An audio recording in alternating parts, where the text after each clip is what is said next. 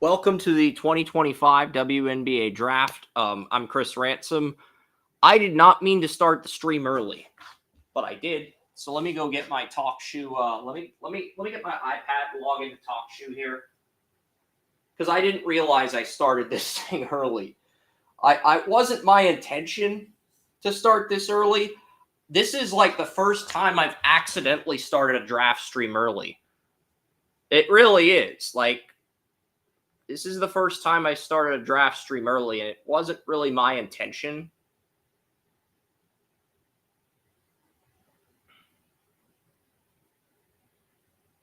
And I'll get TalkShoe set up. All right, so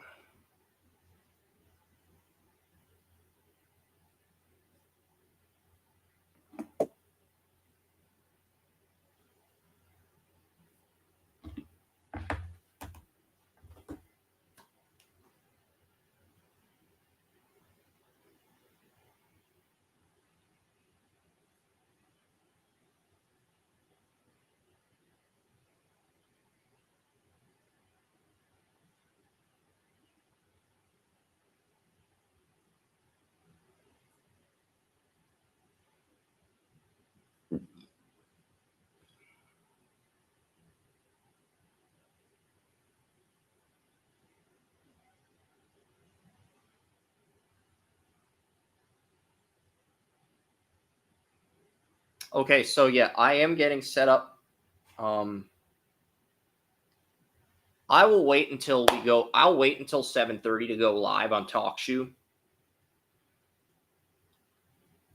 Or what we'll do is we'll wait until the exact we'll wait until there's exactly 30 seconds left until the WNBA draft starts, and then we'll go live on TalkShoe. But yeah, Paige Buchers is probably going to go number 1. I can try to find out what the Seattle Storm are doing at 2, because I know there are people that leak their picks.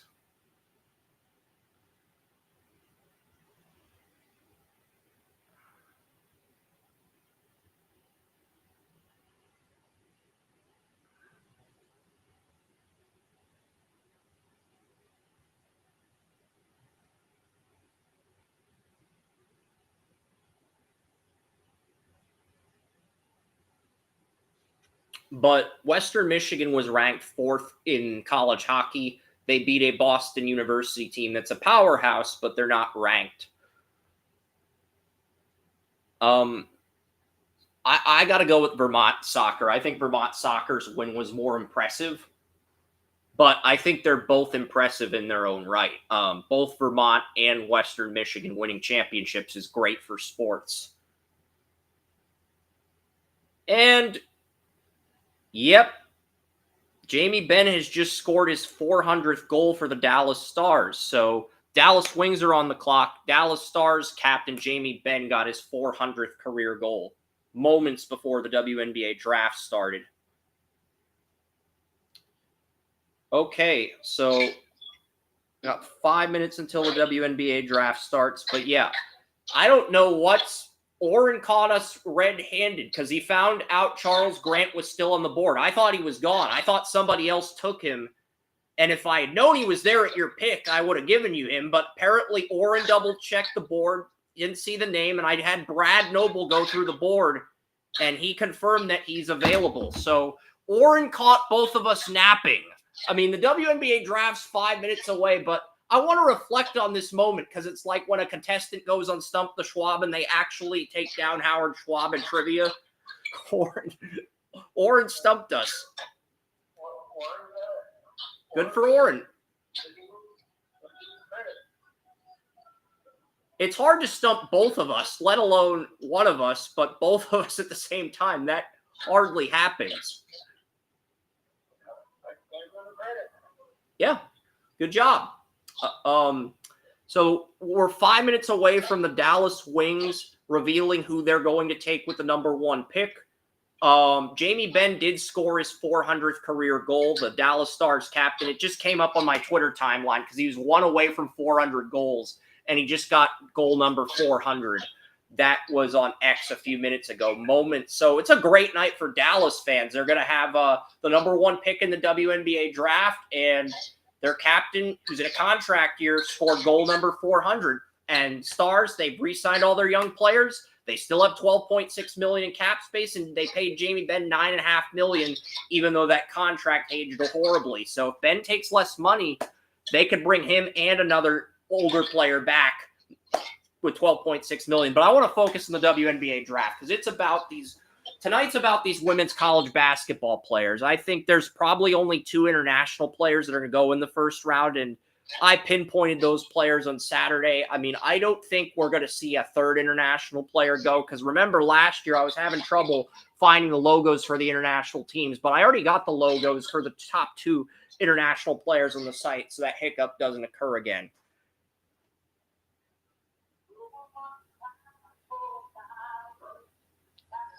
I'm expecting Paige Buchers to go number 1, but what Seattle does at number 2 is the big mystery. They should take Sellers. It feels like a very obvious decision, but they have a center in a contract year who's averaging 10 points a game. They have Omekwa, the number 1 pick in the 2012 WNBA draft, Nneka Ogwumeka. They also have Skylar Diggins in the final year of her contract at shooting guard. So they might take a shooting guard like Sonia Citron reload. They might take a power forward like Kiki Irefin. They might take a center like Dominic Malinga and reload at one of those positions and let one of their veterans walk. I would just take Sellers and just keep the veterans and try to win a championship. But that's not what the Sounders appear to be doing. There's a lot of reports. I mean, there's more parity with the Sounders at 2 than the Browns at 2, as hard as that is to believe.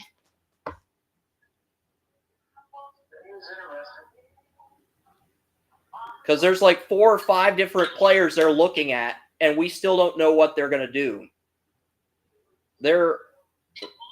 But the Seattle Storm are, I said the Sounders. Sounders is the MLS team, the Storm. But the Seattle Storm are one of the better franchises. They've won multiple WNBA titles. They've picked the right players, whether it be a Breanna Stewart or a Joelle Lloyd with a top pick. Let them walk at the right time, reload it at the right time. And I don't know if it'll work out for them this time, but we'll see. WNBA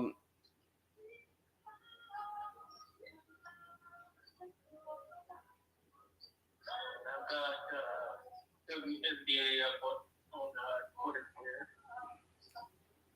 I believe Buchers is going to go number 1 because she got to a Final Four last year and she won a national title over South Carolina.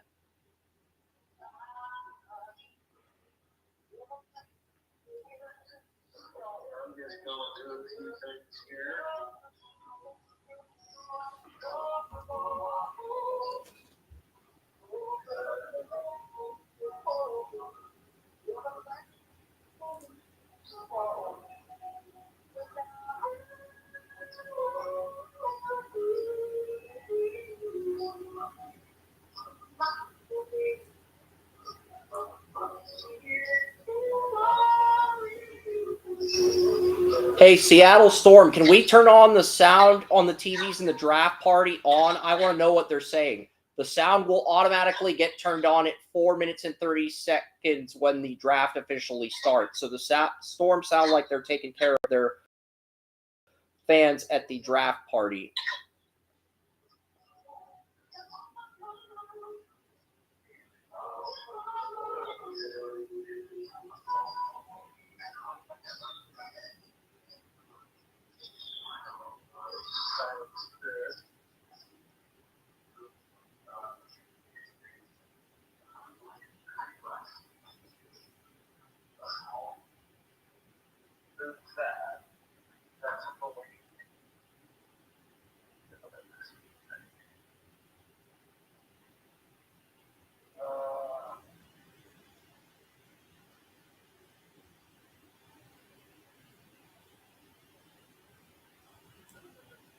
It does sound like Malinga is going to go second based on a lot of the mock drafts and the leaks. I don't really think that fills a need, but it sounds like the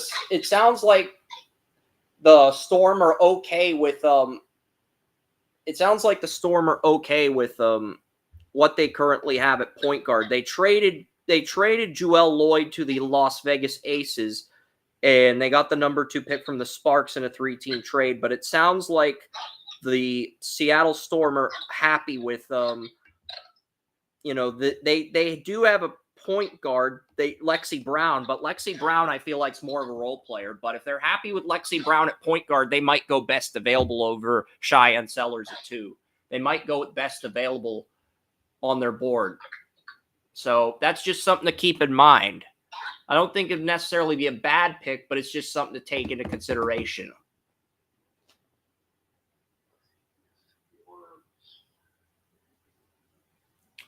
Greater or under, I've got a few comments in the chat room. I'll get to these after the draft, but greater underdog story, Vermont soccer or Western Michigan hockey. Both of those are great stories in the NIL era. And it's a shame we're not going to get a story like that in basketball, baseball, or football with all the NIL money and all the top Power 4 conferences getting all the stars in those 3 sports, football, baseball, and basketball, respectively. Because I'd really love to see an underdog story like that in one of those sports. I'd love to see a team like a Vermont or a Western Michigan win it all in one of those sports. But with NIL, I just think it's too unrealistic. And if a player breaks out at one of those smaller schools, they're more likely going to transfer if the right offer comes along.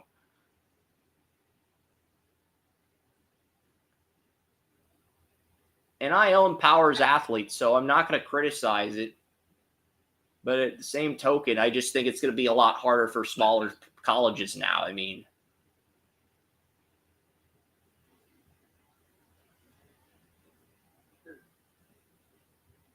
those are both great stories in their own right, because but I still think Vermont's win over Marshall was more impressive. Western Michigan was the 4 seed in the college hockey tournament this year. They played an unranked Boston U team for the championship. And Boston U is a powerhouse, but Western Michigan was a top 4 seed, and the top 3 seeds all lost. Maine was the 3rd seed. They won Hockey East Conference, toughest conference in college hockey.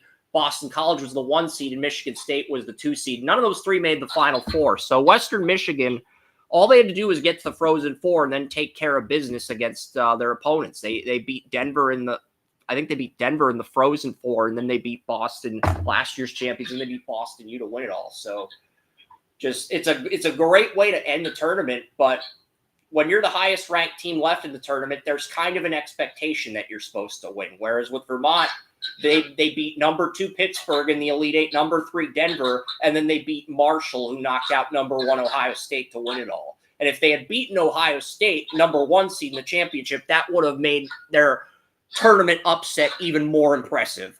But I would say Vermont's tournament run was more impressive because they beat more ranked opponents, and they came back even when they were trailing against teams like Denver and Marshall. But great question there, but I'm ready for the WNBA draft. Any other questions in the chat room, I'll take those after, because this thing's about to get started.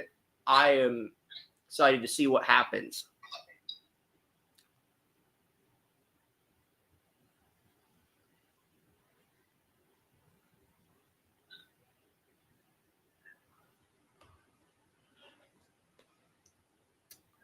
Or are we going to get as many viewers as last year? I'm not counting on that. I'd love to have more viewers than last year, but I just don't think that's a realistic goal. Last year's draft had so many stars at the top of the draft with Angel Reese, Caitlin Clark, Cameron Brink. And we ended up getting, I think we had like 300 live viewers and 1,200 total viewers on YouTube. I just don't think that's a realistic benchmark this year with this draft class. I think we'd be lucky to get half that. But I'll take what I get. If we get more than that, awesome. If we don't, whatever. It is what it is.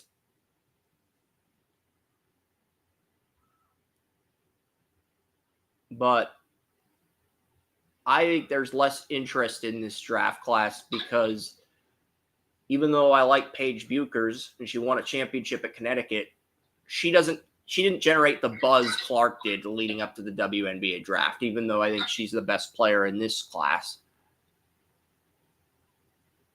And the commissioner hasn't stepped to the podium yet. So what I'm guessing is they're just going to continue to talk Well, this is how it is at the NFL draft sometimes. Sometimes they say they're going to start the draft at 8:30 or 8 p.m. sharp, and then Goodell doesn't step to the podium until 8:07 Eastern. That's kind of how it is. And then once he steps to the podium and does his introduction, then the teams are on the clock. That's kind of how the draft works, regardless of what sport it is. Commissioner waits until like 7 minutes after the start of the draft, makes a speech, and then the draft kicks off. That's how most drafts are. That's not going to change. Even if we want the draft to start now, it's just not going to change. The realist in me knows that and has accepted that.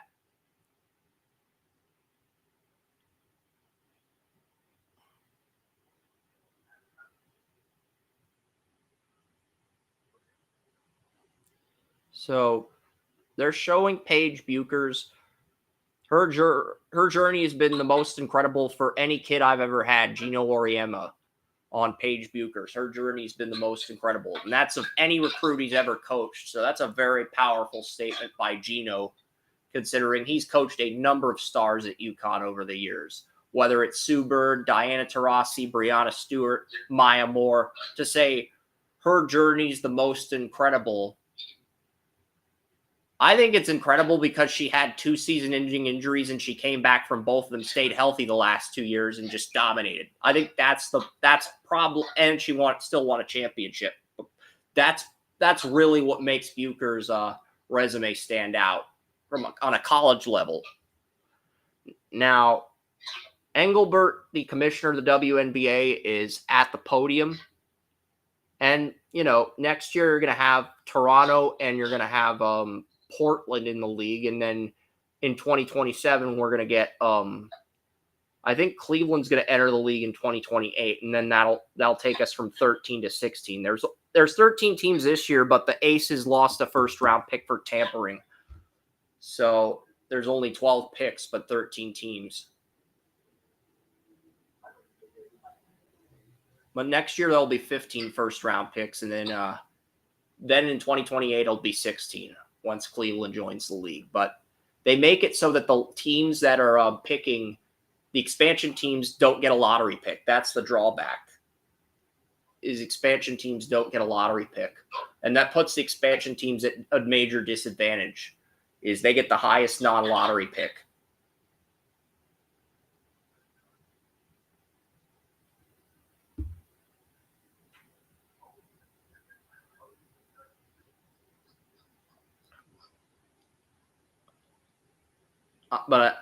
Dallas Wings, I'm expecting Paige Buchers to go number 1. I mean, they had 4 good scorers that are averaging 10 points a game. They let 2 of them walk. They kept their center, and they kept their star shooting guard, Arik Ogwubunaik. And they're probably going to pair Buchers with Ogwubunaik. Those are the 2 untouchables, and then everybody else is available for the right price. And if you can get a third star, whether it's Miles Hinton, the UCLA center in next year's WNBA draft, or you can get a Flo J. Johnson. If you can get that third star player, you can attract other really high-end starters or role players in free agency. That's the other caveat with the Dallas Wings. But I do think Buchers is going to be the pick at 1. The question is, are they going to go for a starting forward, or are they going to go for a bench player at 12? That's the question I'm kind of curious about. But Dallas Wings are going to go best available, and I'm expecting new leadership. Kurt Miller's the general manager. Chris Cocklanes is the head coach. But they lost they lost Sabali, and they lost Natasha Howard, and they lost J.C. Shelton, who they traded away. They traded Shelton to the Connecticut Sun after taking her 5th last year ahead of Angel Reese. So the player they took ahead of Angel Reese, they already traded her to the Connecticut Sun. But I think Buchers is going to be the player she's going to be the player they thought Shelton was going to be, and then some, and they're going to have that really good guard tandem, but they're still going to have work to do. And there's nothing wrong with a long-term rebuild, but when you have good starters, if you can afford to pay them and you can still take Paige Buchers, you have a better chance of contending. Well, we'll see. We'll see what happens with the supporting cast with the Dallas Wings because it's been a pretty good night for Dallas so far. And right now, the Dallas Wings have a chance to do something. You got Nolan Ryan and Chris Young with the Texas Rangers. You got Jim Nill with the Dallas Stars. As long as you take Paige Buchers, you're going to be in the clear. I mean, if you pass on Buchers, you're going to enter that Jerry Jones, Nico Harrison tier. Nico, the Mavs GM who traded Luka away. You're going to enter that tier of GMs. You don't want to enter that tier of GMs. So, I'm just saying. I mean, the one player you could justify taking over Buchers is Sellers, but I'm guessing this is going to be Buchers. I've already got the Buchers write-up on the site, and when it's officially official, I'll post the write-up. But I'm expecting Paige Buchers to be the first pick. And it is Paige Buchers. No surprise there. He averaged 20 points a game as a freshman, and then she averaged 19.9 this year. Got Connecticut to the Final Four last year, and then led Connecticut to a title this past season. She led Connecticut to their first championship in a while. And this is not a surprise. This was the best player in the draft by a long shot. You could make an argument for Georgia Moore or Cheyenne Sellers if you're really worried about Buchers' medicals. But I don't think that argument holds a lot of merit considering what Buchers did the last 2 years. Now, if she has injuries in the WNBA and Georgia Moore or Cheyenne Sellers ends up dominating right out of the gate, then the narrative could change. But right now, Paige Buchers is the best player in this draft. Only player to average 15 points a game on 50% field goals, 40% three-point attempts, and 85% on free throws. So Buchers was the best player. This was kind of known. She would have gone 2 behind Clark last year, but she came back. And I gave this an A+ for the Dallas Wings. This was an easy pick to make. Very easy pick at 1. This number 2 is where this gets challenging, though. 3-time Big East Player of the Year as well. And she joins Maya Moore and Diana Taurasi as the third UConn player with 2,000 points, 500 rebounds, and 500 assists. So, third player to achieve that in UConn women's history. Which just shows you the prestige of Gino Auriemma and what they've built at Connecticut over the years.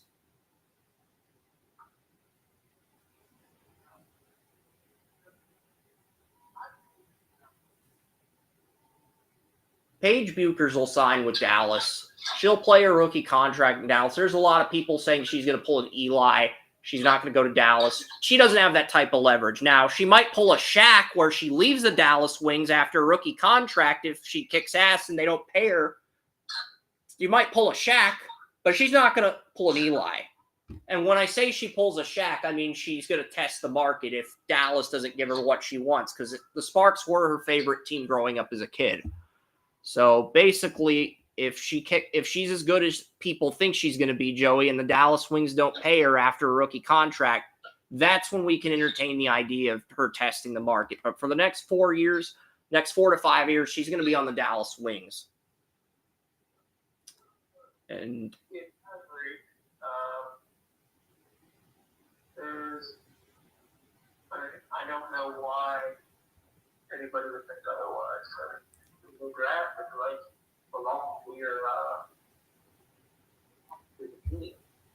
yeah, exactly. So, okay, so the number 2 pick in this year's WNBA draft, number 2 pick in last year's WNBA draft only made $72,000. The number 2 pick this year gets $78,831 in total salary for the rookie contract.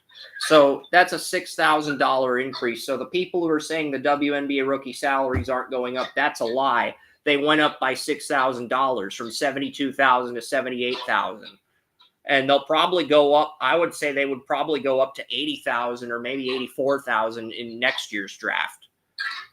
Because it all depends on the TV rights. TV rights, because I know some of the athletes want like 100, 200.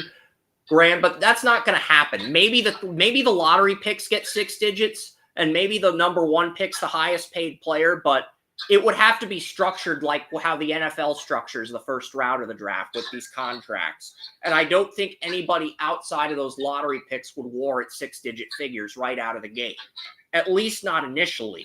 They'd have to earn that money, But I'm not opposed to paying the lottery pick 6-digit figures, the stars that headline the draft. I'm not opposed to that as a fan of the game. If that's what the players are hell-bent on. Because I actually do agree with that to a point, but let's see what the Storm are going to do at number 2 on the clock in a thunderstorm. It does sound like Malonga is going to be the pick, but Sounders are keeping things very quiet.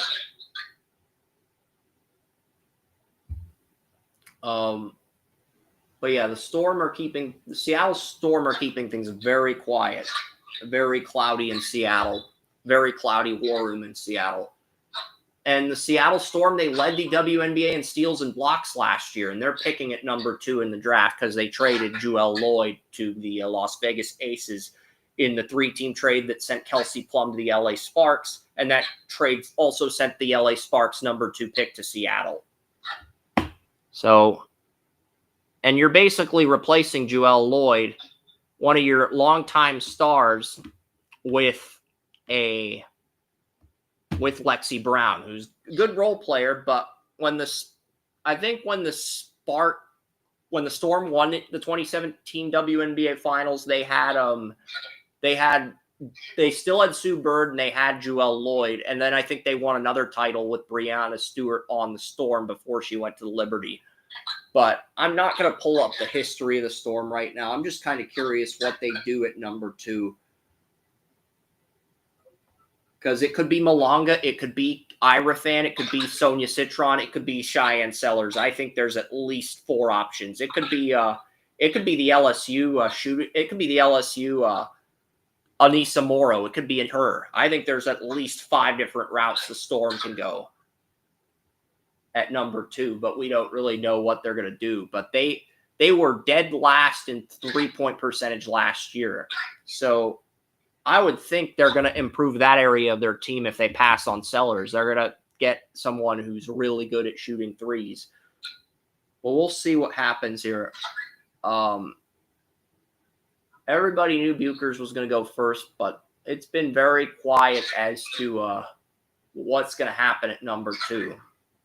A lot of people believe the pick's been Malonga, but nobody, the Storm have been very discreet with this. I give their team credit for not leaking the pick. I give the media credit for not leaking the pick.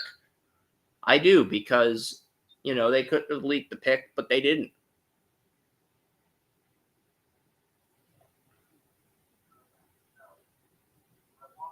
And now the WNBA is comparing Paige Bucher's career arc to Taurasi. No, that's not cool. Taurasi, 3-time WNBA champion, 6-time All-Star, 2-time MVP. Their career arcs are not similar. And Taurasi played in the league for 20 years. She was she was the only player to exceed 10,000 career points. I mean, maybe in 20, maybe if Clark or Buchers plays 20 years, they can reach that feat. But right now, it's just idiotic to entertain that idea. I'm sorry, it's just not. You gotta appreciate what Taurasi's done for the WNBA. I agree, ESPN. You gotta appreciate what she's done for the league. But yeah, she did retire this year, and Storm have not announced their pick yet.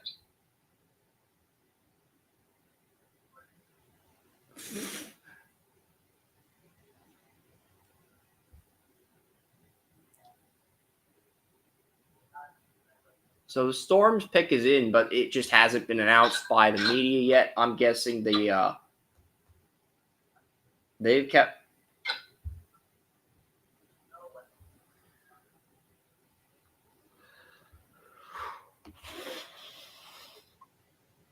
All right, what do we got here?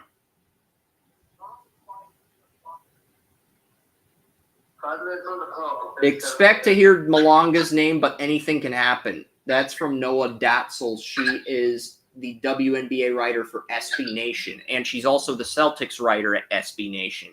But she got a media pass to this year's WNBA draft. Noah Dalzell. So she's saying expect Malanga. Malanga's a center from France. Some consider her the WNBA's version of Victor Wembanyama, but she has not generated the buzz Wembanyama had, and I hadn't even heard of her until. But Seattle got Liu Ryu, second pick of this year, and a first-round pick from Vegas in 2026. So Seattle got 2 first-round picks when they traded Plum and Joel Lloyd. So they got Vegas's first-round pick next year, and the Storm already have the Vegas. The Sparks 2026 first-round pick. So the Storm are going to have 3 first-round picks next year and this number 2 pick this year. So they're in a great spot. Well, they literally waited 10 minutes before putting the top for the number 2.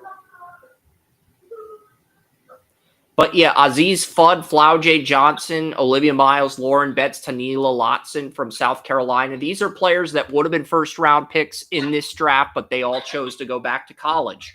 And now it's kind of a crapshoot between those 5 for and they're showing Dominique Malinga. That means Malinga is the second pick in the draft, because if ESPN has the camera on Malinga, pick's not in yet, that means she's probably going to go second. So I am preparing for Malinga to be the second pick. I'm not going to type it in on the site yet or reload the page, but I am preparing for that to be the second pick in this WNBA draft. I am preparing for that possibility. And Malinga is the center on the LDLC Asvel team in France. Same team Tony Parker owns. They have a men's and a women's team on LDLC Asvel. I don't know if Tony Parker owns both teams, but they have a men's and women's team, and I know he owns the men's team. So he might own the women's team too. I don't definitively know. But LDLC Asvel,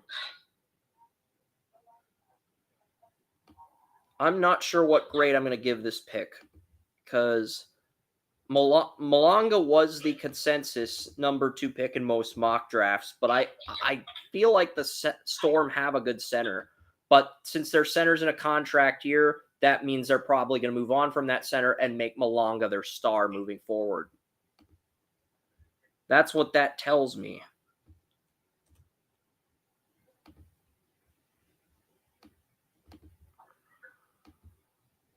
But she had 18.5 points per game, 11 rebounds per game, and 1.4 assists. She can make shots from short or medium range. She can defend every position, whether it's point guard, shooting guard.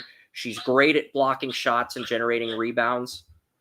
But yeah, Malanga, that's not a bad pick if you're trying to rebuild your interior.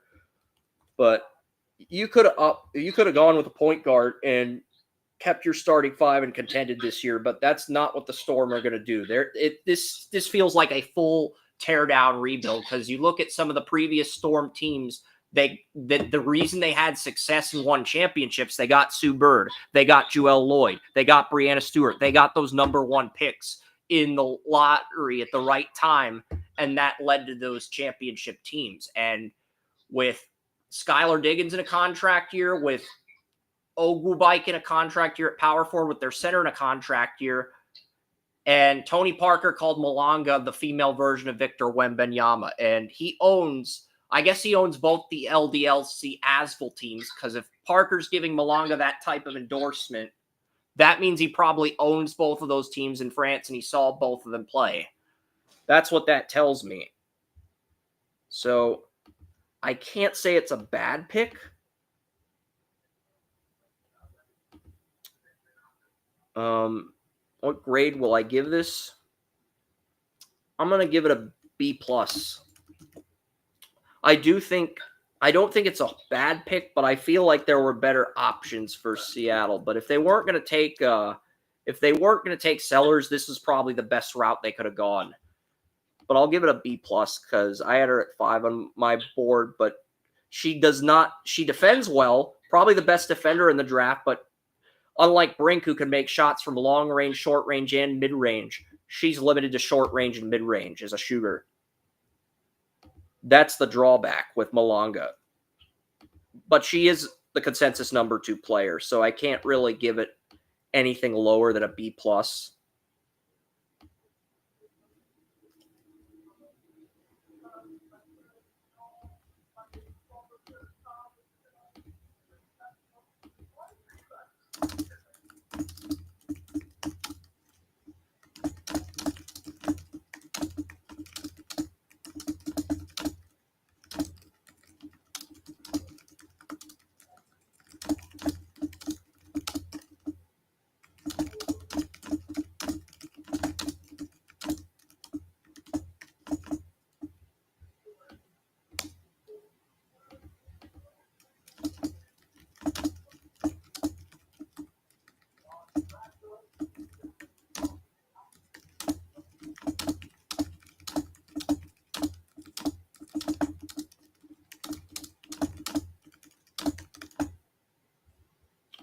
So, all right, I'll give that a B+ because I do like the pick, but I'm not sure if that was the best option for the Storm. But it just, with the 3 first-round picks next year, it feels like the Storm are taking a long-term approach rather than trying to build a team that can be competitive right now. That's just the vibe I'm getting. But I could be wrong on that. But they're going to have the Sparks, the Aces first-round pick, and their own first-round pick in 2026. So they're going to have 3 number 1s, just like the Mystics. And speaking of 3 number 1s, the Mystics have 3 in the top 6 selections. They've hired Jamila Wideman as their GM and Sydney Johnson to be their new head coach.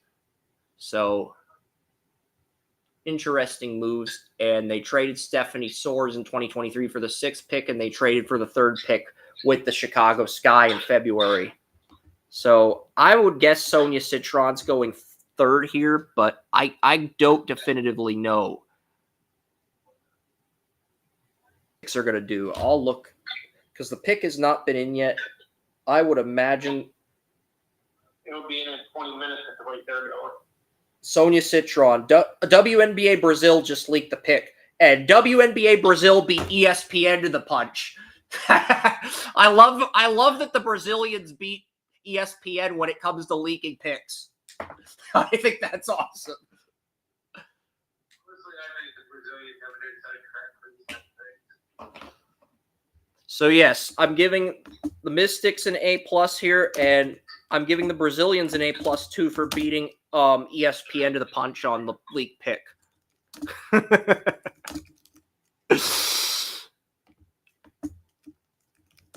Well, I think it's cool that the Brazilians beat ESPN to a draft pick. We're not going to see that on draft day in the NFL, even though I would love to see the Brazilians beat Adam Schefter to an NFL draft leak.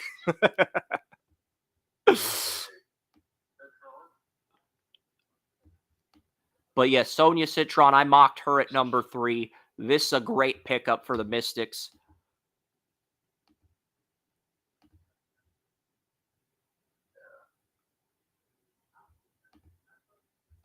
I'm just surprised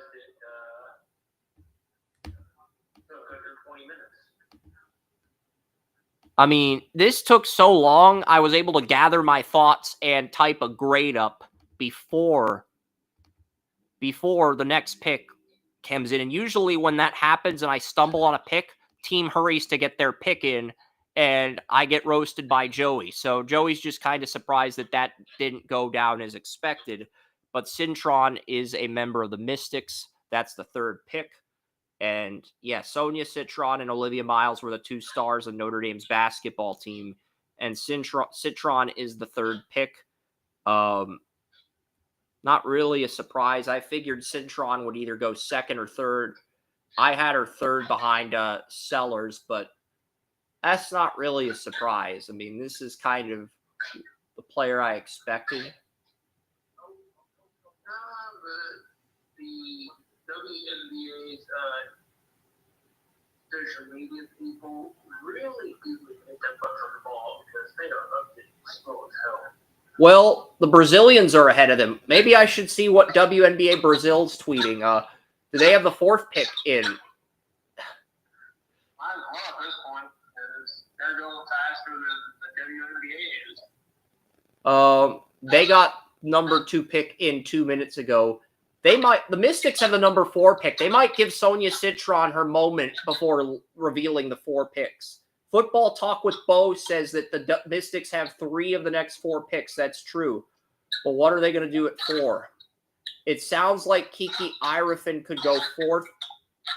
Justin David Kitch just tweeting. So, yeah, Citron is going 3rd. So, yeah, I've already got the first 3 picks up. So, a third of the pick. I'm already a 4th of the way done with my, because I'm only posting the first round of picks on the site. So, but yeah, I think Kiki Irefin's probably going to go next. I would think it's going to be Irefin, and they're going to take either Morrow, because they need a small forward to round out the starting 5, but they could take Irefin, they could take Morrow.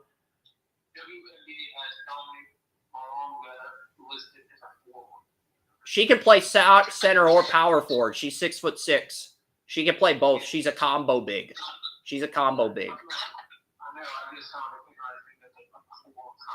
I have her and Kiki Irefin, WNBA Brazil, Kiki Irefin. So Kiki Irefin's going 4th. WNBA Brazil's ahead of the Brazil. You got to get it together, WNBA. The Brazilians are embarrassing you. This is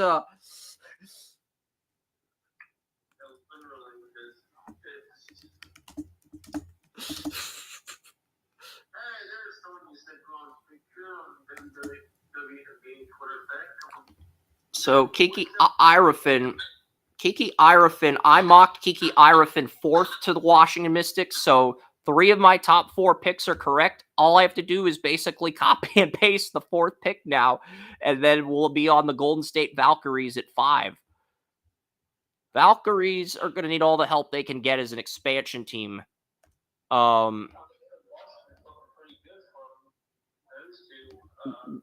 Well, I predicted Cintron to the Mystics because Cintron's the one shooting guard in the draft averaging more points than their starting shooting guard, and Irefin's the one power forward averaging more points a game. But their lone need was at small forward. They could get Morrow at 6, but what does Golden State do at 5 with more? Because I mocked Malanga to Golden State at 5. I mean, Golden State has needs everywhere. I mean, they got some nice role players in the expansion draft, but they don't really have that face of the franchise to build around. And they're really the true wild card at 5 now. They could take Georgia Moore. They could take Cheyenne Sellers. They could take anybody, and it would be considered a good pick by those standards. Because they're...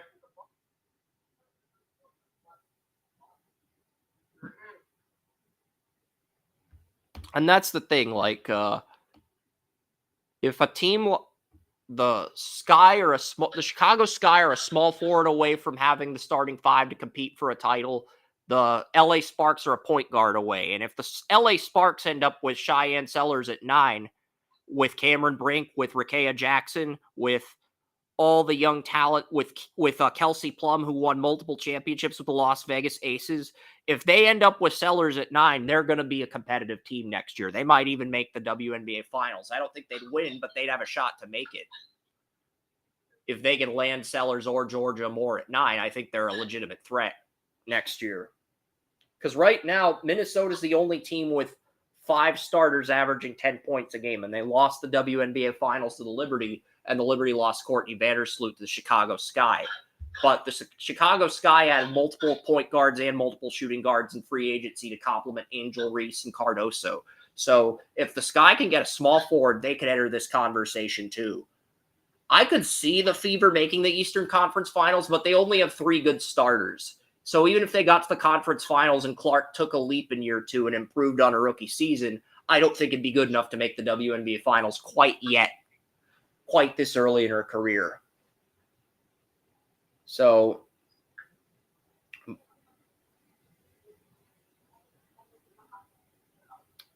but yeah, Kiki Irefin, Does WNBA Brazil have the Valkyries pick in already? No, they do not. I'm a little bit disappointed. I was kind of hoping they would have that pick in so we could proceed. But yes, Cintron, Irefin, I think the Mystics have had a good draft so far, getting players that could help their team out. But yeah, WNBA Brazil is ahead of the WNBA. I love it.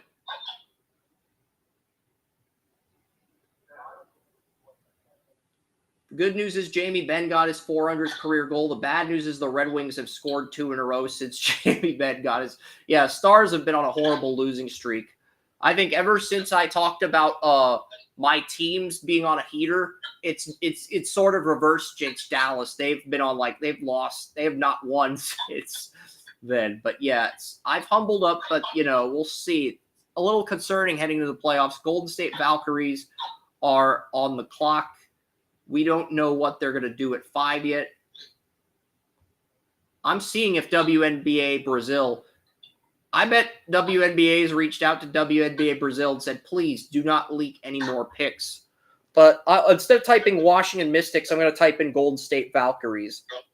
Because I'll probably get something if I type that in, even if I don't get something from the WNBA Brazil handle.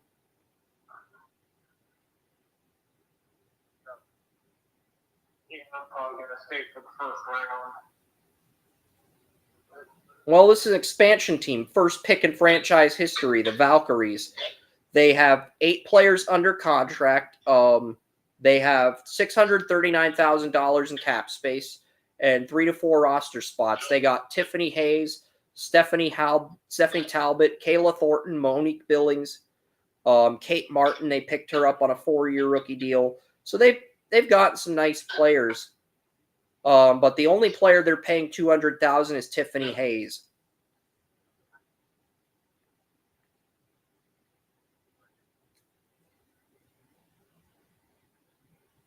They will play in the Chase Center.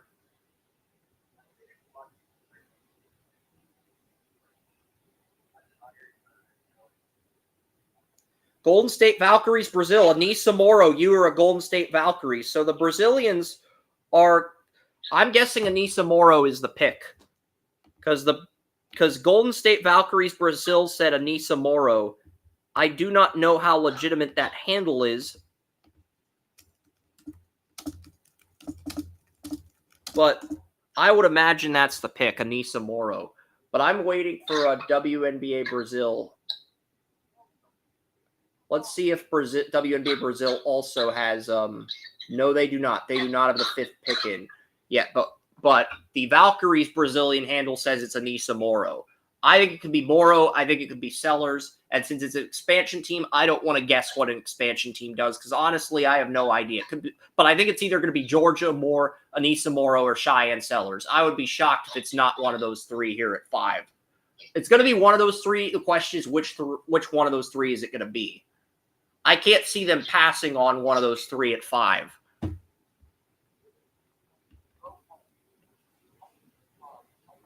As Golden State is the first expansion team since 2008.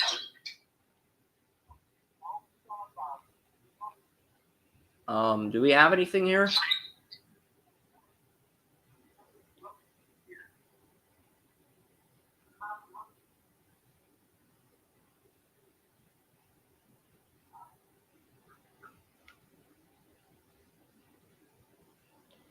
Nope. I bet the WNBA reached out to the WNBA Brazil and said, stop leaking the picks. Because they didn't leak a pick when Golden State was on the clock. And Justy Joe site from Lithuania. Is that... Do we have her in the I have 2 international players. No, that is a player we don't have in the WNBA mock draft. She was on LCL, the Asvel, same team that Malanga's on. But yeah, Justy Josite from Lithuania is the pick. So this is a complete surprise. 11.9 points a game. 17 points a game at the FIBA Eurobasket qualifiers. But yeah, complete shock at number 5. I don't think anybody saw that coming. Yeah, it's like she's a point guard, and if you want to draw a point guard, that might be a steal because She made her debut for Lithuania's national team in 2019 at age 13. Nobody had her on the board. In most circumstances, an off-the-board pick like this would get an F grade, but this player, they probably did a lot of homework on her, became youngest EuroLeague player in modern era, debuted in 2019 at age 14. So she was playing against grown-ass women in Europe as a teenager. And she's only 19. and also she's also from Lithuania. Yes. So that means she probably was flying under the radar. And she played on LDLC Asvel, the same team that Dominique Malinga played on. So I don't have to look up her logo. I don't have to look up the logo for her like I did last year. That makes my job a hell of a lot easier. So for making my job easier, I will not give the expansion team an F grade. I'm not going to give them an A+ either, but I don't know what grade to give them. Because this is a hit or miss pick. This is a classic hit or miss pick. This could work out, could also backfire immensely. She is a prodigy, but at the same time, she's an unknown. She's 19. She's the youngest player in the draft class. So this could be the best pick in the draft. It could also be the worst. So, I mean, where do you go with that? I gave Malonga a B+ grade. I'm probably going to give this a B, or just a flat-out B. I'm not going to give it a C. I do think it's a little bit of a reach, but I don't think it's a horrible pick either. So, solid B. I'm not going to give it a C+ or a C, because Valkyries may have done their homework and found a gem. They may have gotten the best player in the draft, but they may have gotten... And the Mystics take Georgia Amore. So, Georgia Amore is going 6th. We built their front court with Amore and Nikon. And they got Kiki Irefin at power forward. They still need a small forward to round out the starting 5, but they have a pretty good core of talent, and they can get that in next year's draft if they don't like the small forwards, because it's kind of a weak small forward draft class. Why the hell is my new computer saying 5:13 p.m.? That is so wrong. Well, it technically is 5:13 p.m. Pacific on the West Coast.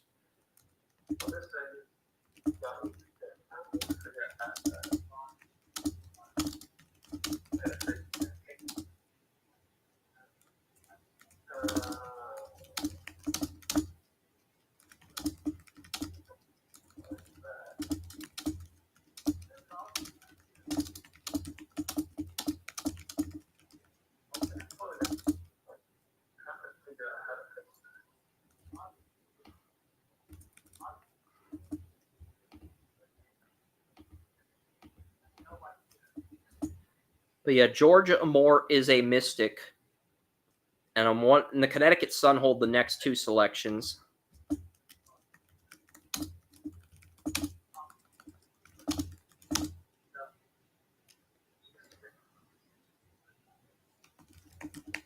And for everybody saying I haven't updated the picks yet, my write-up for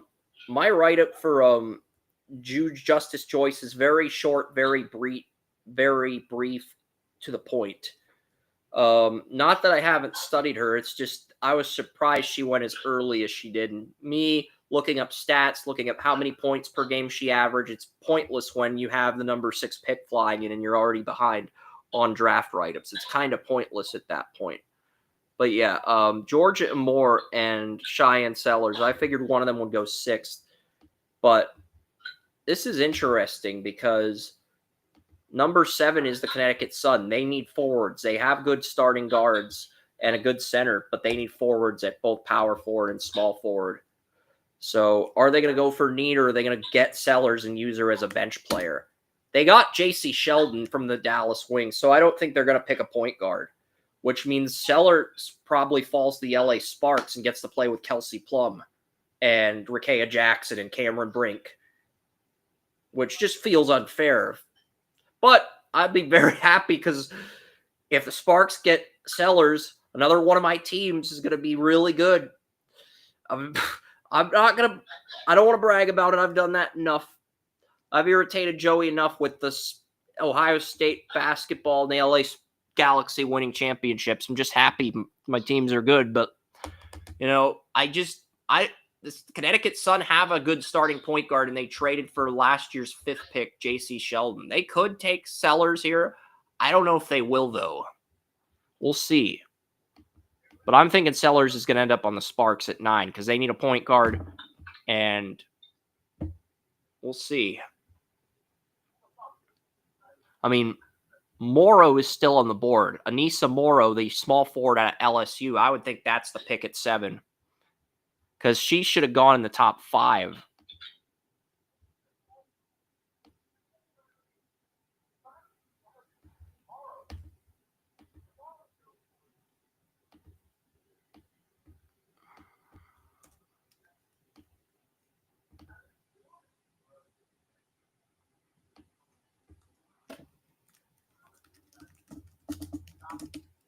All right, so Georgia Moore, and Georgia Moore, Sonia Citron. That's a very good front court.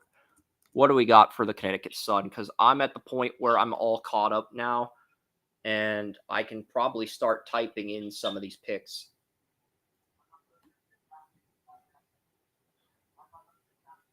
Really? Right when I finish typing the write-ups and reloading the web page, this is when you decide to lag. Okay, fine. It is what it is. The Connecticut Sun have the 7th pick, and they take Anissa Morrow, just as I expected. They needed a small forward and a power forward. Morrow's in the top 5 of more mock drafts than Cheyenne Sellers, but I do think Sellers is going to go to the Sparks at 9 because they need a point guard. But the Sun can get Anissa Morrow and Sellers. They could end up getting both. They could go for value over need, but the problem is the Sun have a good starting point guard, and they traded for J.C. Sheldon, the backup point guard on the Dallas Wings. They traded for her rights, and she was drafted ahead of Angel Reese. So I think they're going to get another forward. The question is, who would they pick?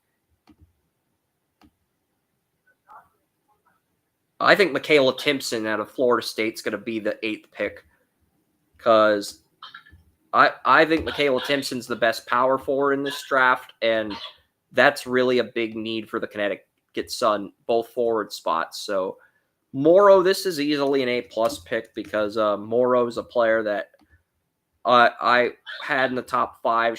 She was once projected to go as high as 3rd. So, I mean, this is a really good value pick at 7. If you remember, Angel Reese went 7th last year. 7 seems to be a good number for LSU players, but I don't think Flau J. Johnson is going to fall to 7 in next year's class.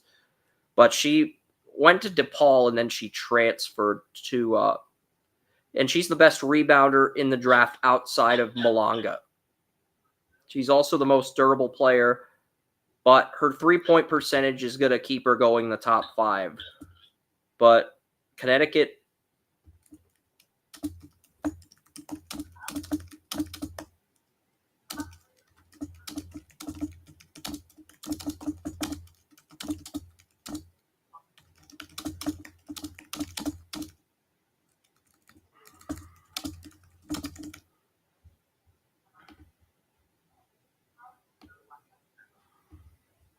because right now the Connecticut Sun have Mariana Mabry at point guard, Diamond DeShields at shooting guard, and Tina Charles at center. And they also have J.C. Sheldon as the backup to Mabry. So I don't think they're going to pick a point guard at 8. I could be wrong on that, but usually when a team has 2 point guards, a starter and a backup, they don't pick a 3rd one. And Sellers is kind of a combo guard. So they could go for value. They could go for need. I think they're going to go for need. And I'm guessing the Sparks are going to end up with Sellers at 9.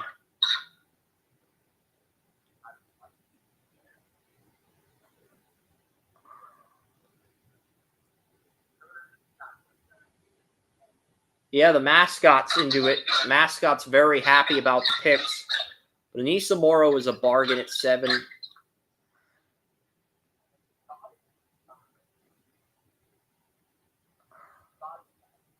And the head coach of the Connecticut Sun is former WNBA legend Tina Charles. That's the head coach of the Connecticut Sun. So that's who's going to be coaching Morrow. Sonia Rivers from NC State, according to Mitchell Hansen. So Sonia Rivers from North Carolina State. I was not impressed with the North Carolina State guards when I watched their tape, but Rivers, it is Sonia Rivers. Sanaya Rivers. She's a combo guard from North Carolina State, but she could not hit shots from long range, and her shooting was very inconsistent. She's talented, but her shooting is very inconsistent. So taking her over Michaela Timpson or Cheyenne Sellers, if you're looking at value versus need, I don't agree with that pick. I'm gonna give this a C. I'm gonna give this a solid C. This is gonna be the first C grade.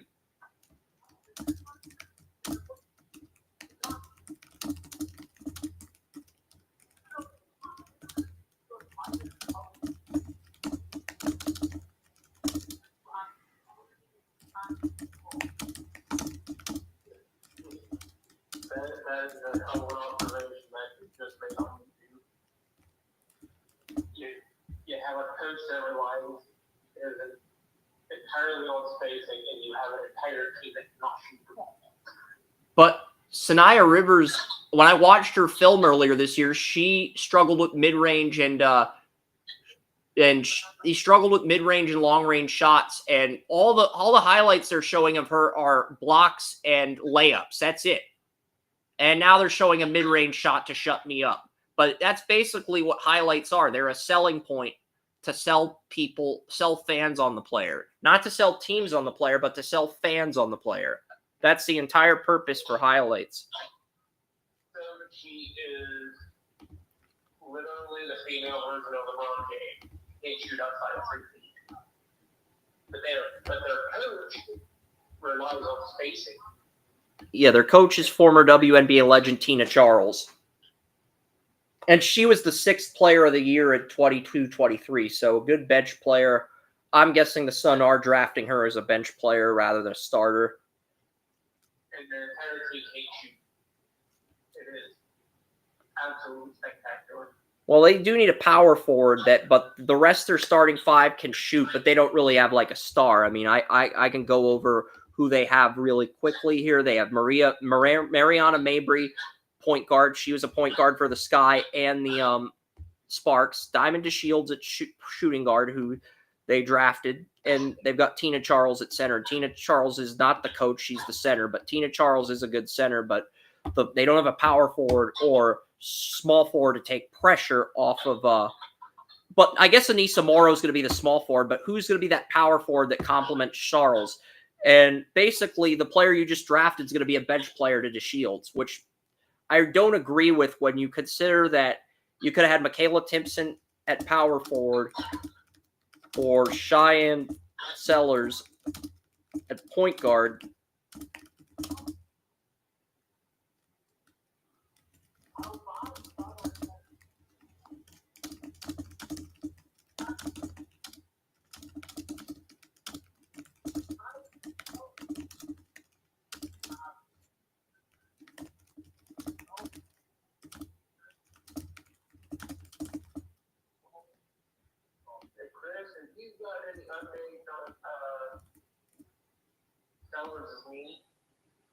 No, but the Sparks are up. What if the Vegas Aces got Sellers at 13? They have the first pick in the 2nd round.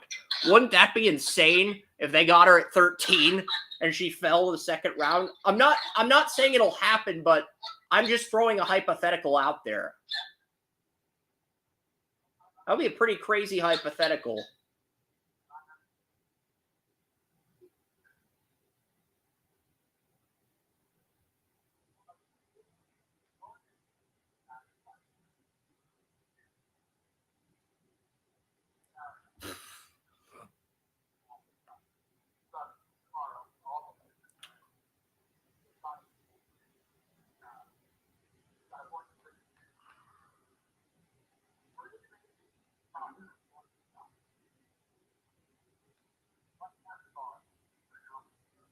Oh, yeah, and De'Erica Hamby's the center on the Sparks. So the Sparks have De'Erica Hamby, Cameron Brink, Rakea Jackson, and Kelsey Plum, the former Aces player and the former wife of Darren Waller. That's who they have in their starting five. If they get Sellers, they have one of the best starting fives in the league. They might have the best, but they would be the de facto challenger to the Minnesota Lynx if they land Sellers here. But I don't know what's going to happen with the Sparks. WNBA Brazil's usually ahead of these things. But now they're just kind of waiting, I guess. But yeah, the 2025 WNBA Finals is going to be the best of 7. The last few WNBA Finals have been the best of 5. This year, it's going to be a best of 7. You're going to have to win 4 out of 7. So you're going to have to win 4 out of 7 to win the WNBA Finals starting this year. So, but that'll be the only series at 7 games. The others will be best of 5. But yeah, the Sky, if the Sky or the Stephanie White, she was the Stephanie White's the Indiana Fever coach. She played for the Fever. I guess they're talking about that while they're waiting for the pick to come in. I will type in Cheyenne Sellers, see what's coming up.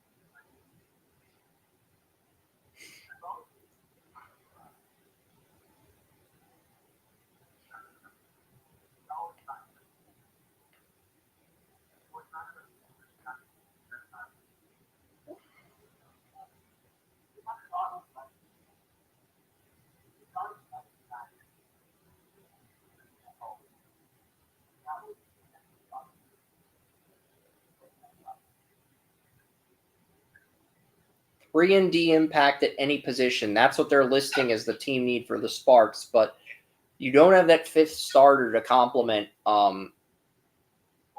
what you have. But Kelsey Plum's a combo guard. She can play point guard or shooting guard. So you can, as long as you get, but Roto World does have Plum listed as a shooting guard. But I do think it's either going to be Isaiah James, the NC State guard, or Cheyenne Sellers. I think it's going to be one of those two.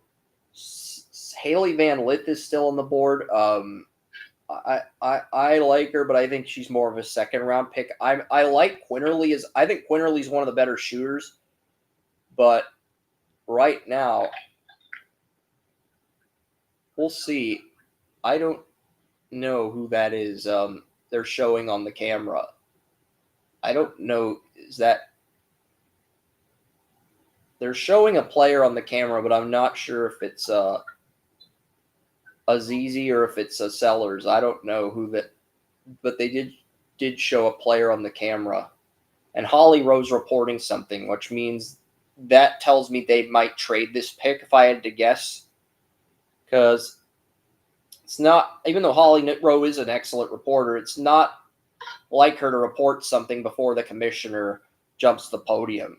If she's reporting something, that means something's probably going down, if I had to guess. Somebody's trading up for this pick, if I had to guess. Sarah Ashley Barker from Alabama. I have no idea who Sarah Ashley Barker is, but that is who the apparently leaked pick is. She was the Naismith Player of the Year. She won the James Naismith Award. She was a point guard at Alabama, And she had 18.2 points a game, 6.3 rebounds, 3.9 assists, and she did win the James Naismith in women's basketball over Paige Buchers. So I don't know how I feel about that pick. Taking her over Sellers, I don't hate the pick, but it is a position of need. But I don't know what grade I should give that pick. She did win the James Naismith, but Sellers is still there. I feel a little conflicted. Not a lot conflicted, but I do feel slightly conflicted, if that makes sense. Well, I guess it really depends if you see her as a point guard or a shooting guard. If she's a point guard, you have to wonder because she averaged less than 3 assists. If she's a shooting guard, she shot over 44%. Well, Kelsey Plum's a combo guard, so you can play her at point guard or shooting guard.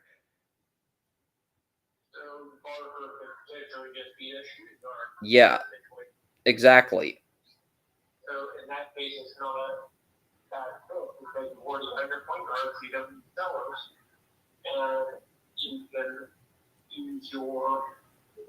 you can use Barber as a shooter. Yeah. So in that case, it's not as. I'm gonna give it an A- because I want to give it an A+, but that just feels like too biased in terms of fandom. And I think A- is fair because it's not who I ideally would have picked, but I also don't dislike the pick enough to give it anything less than an A-. I think it's a good pick if the plan is to play Plum at point guard. Now, the next two are going to be interesting because the Chicago Sky. Yep. And what would be really here if Sky are not going to take Sellers because they already have 2 point guards. They added 2 in free agency. I'll tell you who they added in a second. They added Ariel Atkins and Courtney Vandersloot in free agency. Atkins averaged over 10 points a game. Vandersloot was the starting point guard in the New York Liberty. They also added Kia Nurse and Rebecca Allen in free agency as well at shooting guard. So I don't think they're going to take Sellers. I think Sellers is going to drop to either 11 or 12.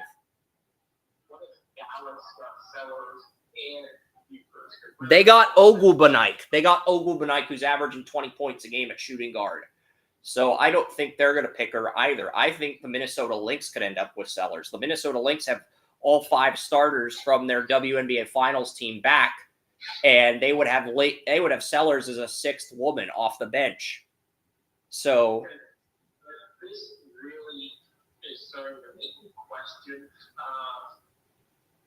because Sellers need. I mean, if it's this bad, what if she falls to the Las Vegas Aces at 13? The Las Vegas Aces don't have a first-round pick, but they acquired the LA Sparks 2nd-round pick, which is the first pick in round 2. What if Sellers falls to the Aces and ends up with Joelle Lloyd and Becky Hammond? And I pitched the scenario a few minutes ago, Joey. I know it's a crazy scenario, but it does feel like it has an outside shot of happening now. It just makes me wonder what those physicals are saying. Because, let's face it, in the physicals, we've seen Clear fall because of failed physicals before. So Sellers needs worse than what we've been hearing. She may be falling because of that. Up to the draft, Brad was on, her father, Brad Sellers, was on Ultimate Cleveland Sports Show several times talking about his daughter. But recently, he hasn't known. So maybe there's a little something going on there that we're just not quite privy to.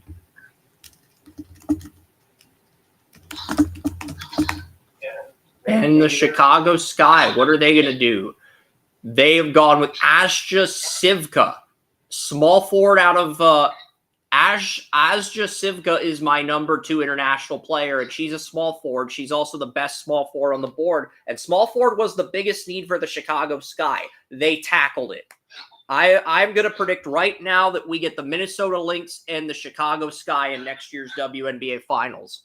And I've got the Lynx winning, but you said last year we would get Aces versus Sky. I think you were a year early on the Sky, but Asja Civica, her numbers are better than the 7.6 points per game. That's misleading. I believe she averaged 11 points per game. So that number is incorrect, by the way. So just throwing that out there.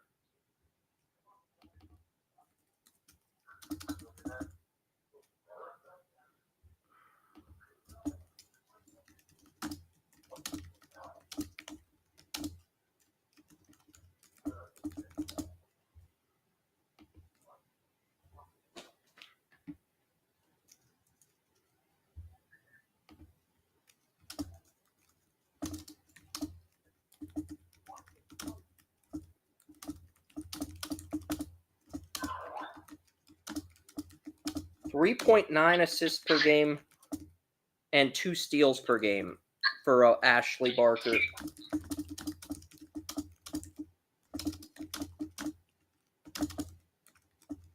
do like the 2 steals. Definitely a good.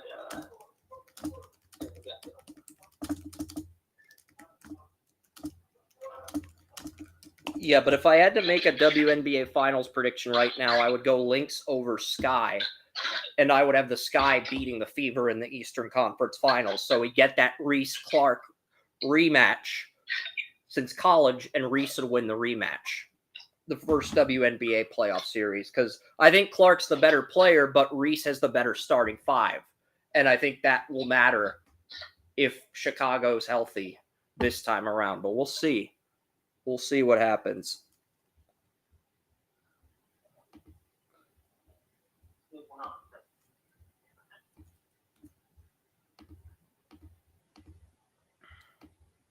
Yeah, because I know I had Asja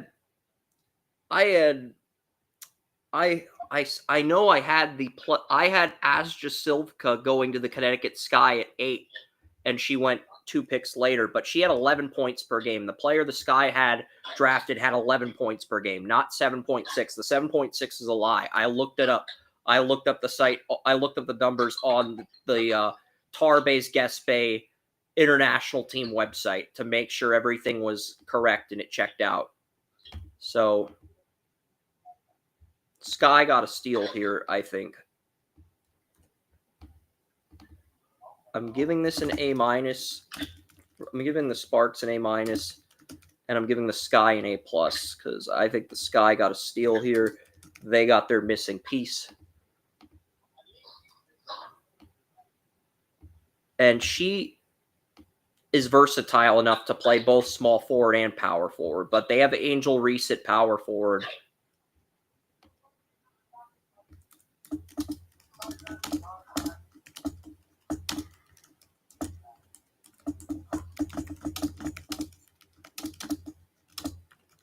Apparently, the Chicago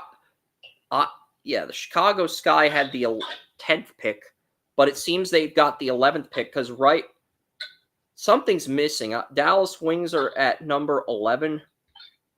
I'm just trying to figure out what exactly did I miss. I thought I got everything right. Let me see here. I had the Sparks at 10. I had the Sky at I had the Chicago Sky from the Connecticut Sun at 10, and then number 11, Minnesota Lynx just traded. I think the Minnesota Lynx just traded number 11 to the Chicago Sky. So I think the Sky actually have the number 11 pick now. Are the Sky moving up for sellers? That's what I'm kind of curious about, because I forgot to post the Lynx pick on the draft webpage, but they have just traded that to the Sky. So this is just as of a few minutes ago, but it is officially official. The Lynx had the 11th pick, but they traded it to the Sky. So we do have our first draft trade, and at number 11, it involves the Chicago Sky and the Lynx. So I am curious what's going to happen here. Are the Sky moving up for sellers, because they've already filled their starting 5. This is a luxury pick for the Sky because they have their starting 5. They really don't need to move up, but maybe they want to roll the dice on Sellers. And if that's the case, they hit on this international player and they end up hitting on Sellers and they have Reese, they're going to be set for years to come.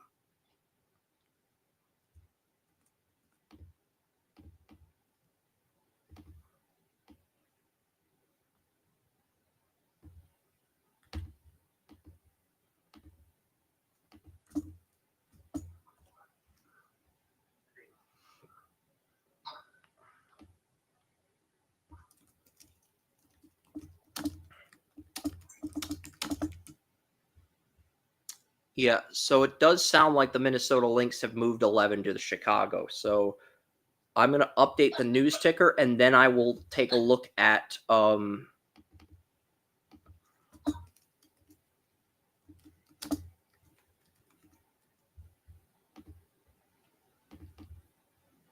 I'll take a look at the Sky at 11 because I swear the Lynx had number 11, but it's ESPN saying the Sky have 11 now. So either the Lynx, because remember last year the Lynx had the 7th pick, but they traded it to the Sky the night before the draft, and the Sky took Angel Reese. If Minnesota had kept that pick, they would have had Angel Reese, which is insane to think about. And they probably win the WNBA Finals if they keep her. That's the crazy part. That I think if they had her on that WNBA Finals team, they might have beaten the Liberty because it was a very close series. Let's see what we got here. Nope, no updates on. All right, so I am going to update this, guys. So you'll get the live grades. A- for Ashley Barker and an A+ for Sivka. And I am going to make sure we have okay, so we got 77 viewers and we do have all the picks updated on the live stream. Okay, cool. All right, very cool. But we don't know what's going to happen at 11 yet. Yeah, I was going to end the live stream after the first 12 picks, but if Sellers falls to round 2, we'll keep going until she gets picked because I am genuinely curious to see where she ends up and how severe the medicals are.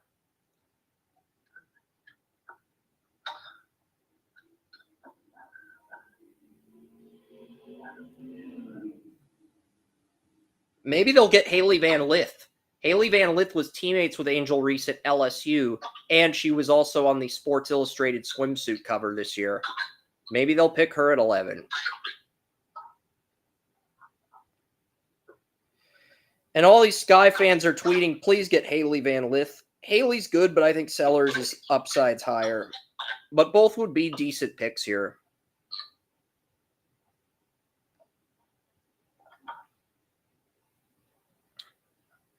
I mean, come on. Okay, here's what happened. So the Sky got number 11 on Sunday, and the Minnesota Lynx got the Sky's 2026 first round pick, and they get a 2026 pick swap in round 2 or 3. So that's why the Lynx moved down. That makes sense because it's a numbers game, and if the Sky do not take that leap this year, you're getting a high draft picks, which makes a lot of sense if you're the Lynx. So, but I do think we are going to see Lynx Sky WNBA Finals. But the Lynx, the Sky at number 11, the Chicago Sky select Haley Van Lith over Cheyenne Sellers.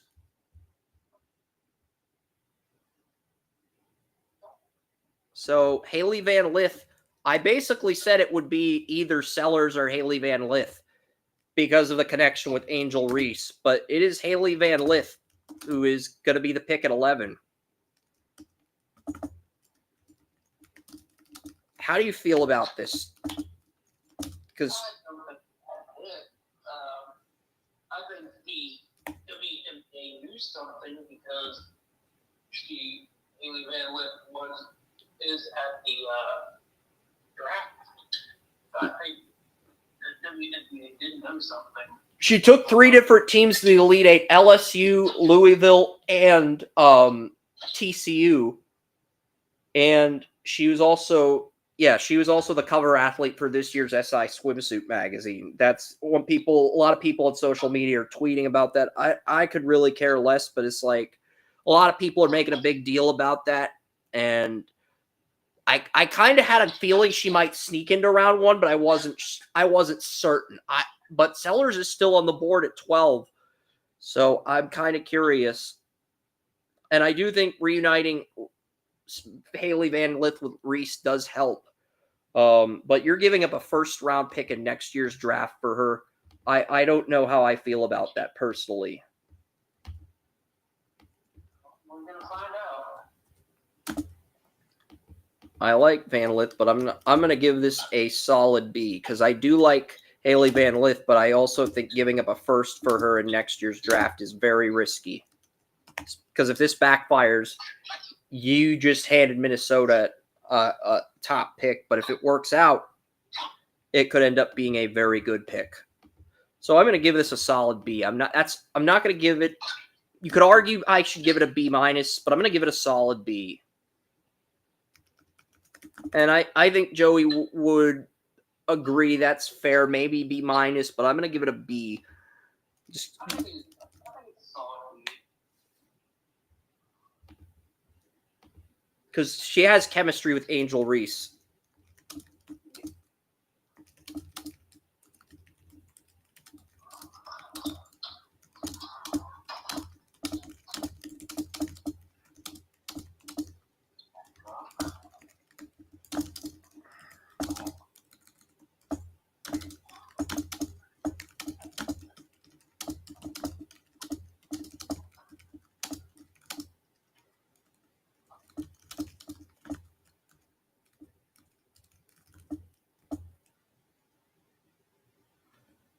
Yeah, but WNBA has Isaiah James at 1.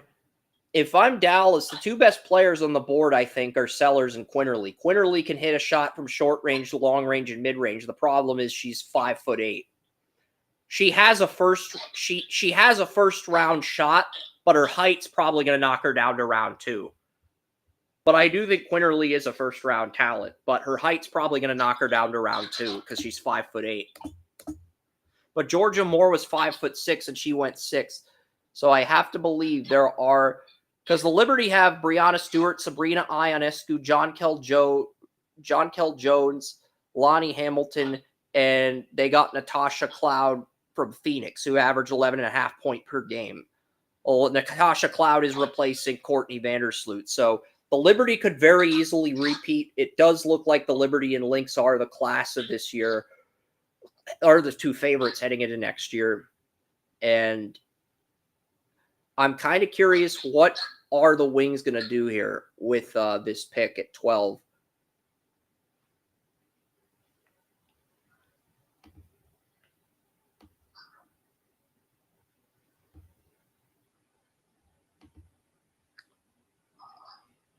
I think they need a forward, either a small forward or a power forward. I would take Michaela Timpson here. I'm not sure if the Wings go that route. Maybe they go with another guard for depth. They go with Isaiah James at NC State. And I was not impressed with either of the NC State guards. Neither one of them really impressed me on film. So I do think this is and you're getting her as a bench player. But the problem is, if you don't have a first-round grade on the power forwards or the small forwards, which are your 2 biggest short-term needs, then you take a bench player and you do the long-term rebuild. That's the default thought process.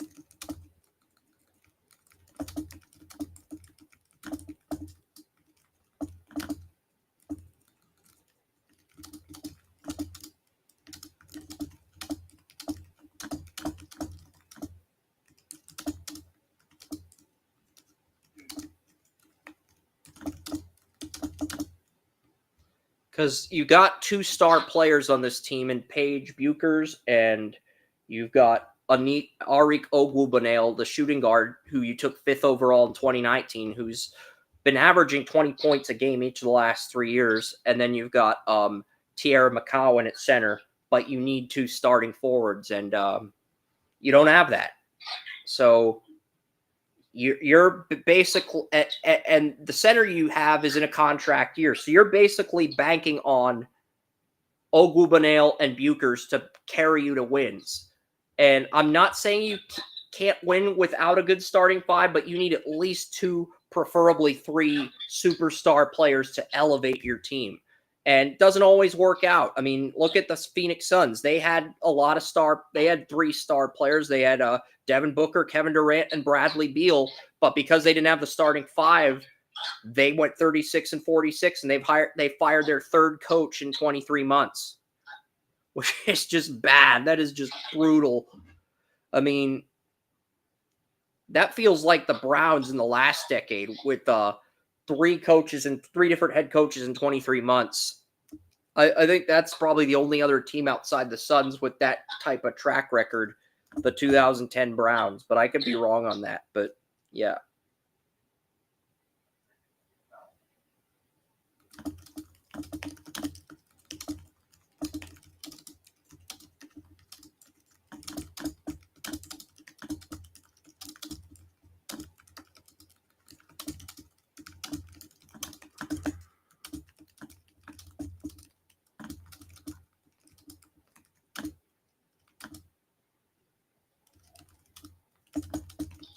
The Dallas Wings do have the 14th pick, so they could get Sellers at 14 if the Wings...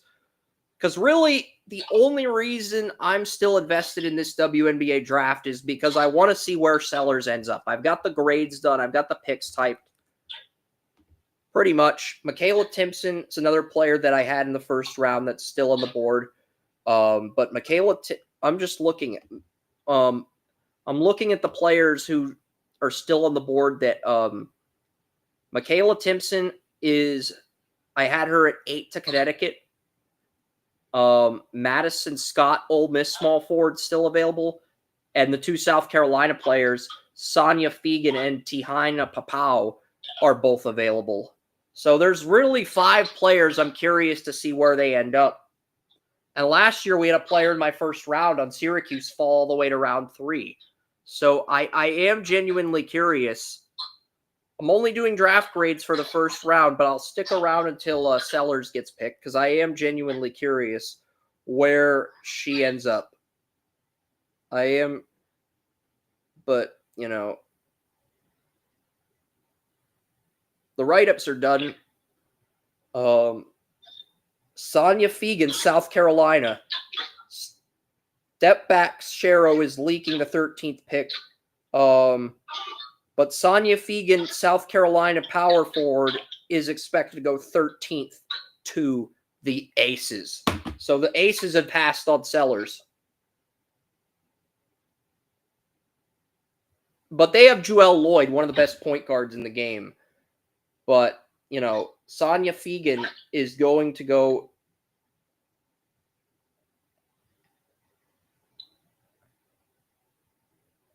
This is from Step Back Shero. She is a Las Vegas Aces insider. I don't know if this information is accurate, but she's saying the Aces have picked Sonia Fegan from South Carolina at power forward. So that's an interesting pick because Fegan did not average double-digit points per game, but she did a nice job as a role player with the Gamecocks. So if that's the route they're going in, that's definitely an interesting route. And maybe it says they have a lot of confidence in Joelle Lloyd, a superstar point guard. Maybe they have a lot of confidence in her, so they're going to roll the dice on the South Carolina power forward. What do you think of that? Because now we're looking at where could Sellers end up dropping to. If she's not the pick for Vegas at 13, where does she end up? I mean, that really is the big question right now.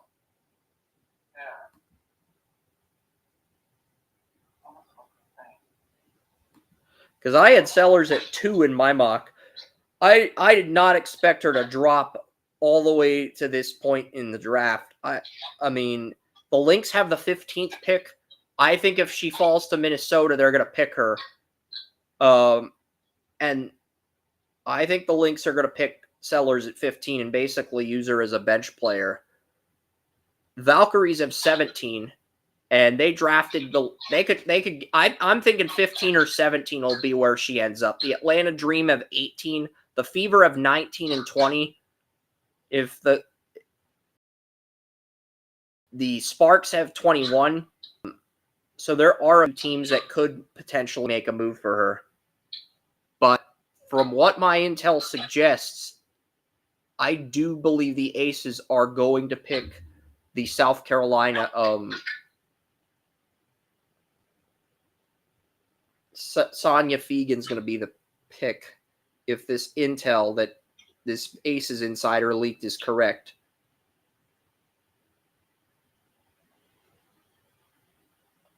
But yeah, Aja Wilson, 26.9 points a game. Joelle Lloyd, 19.7. Jackie Young, 15.8.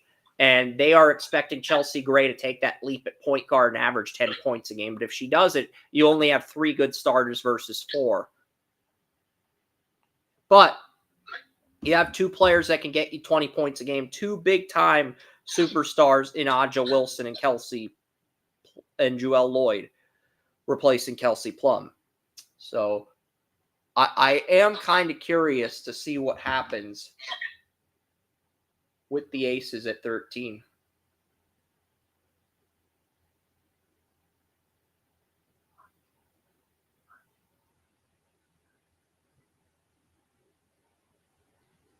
Mitchell Hansen, Aliyah Nye from Alabama. Aliyah Nye. She was not even projected to go in the second round. No, Aliyah Nye was projected to go in the third round. She wasn't even a projected first or second round pick. So Aliyah Nye, a third round pick prospect out of Alabama, goes 13th. Okay. All right.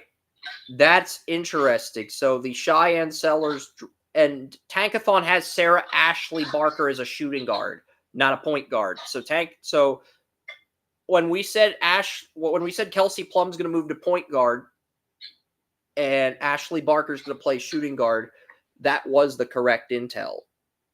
Okay, so all right. But yeah, she made 111 3-point field goals at Alabama. Aliyah Nye, she made 111 3-point field goals all season with Alabama. So maybe her 3-point shooting is part of why the Aces took her.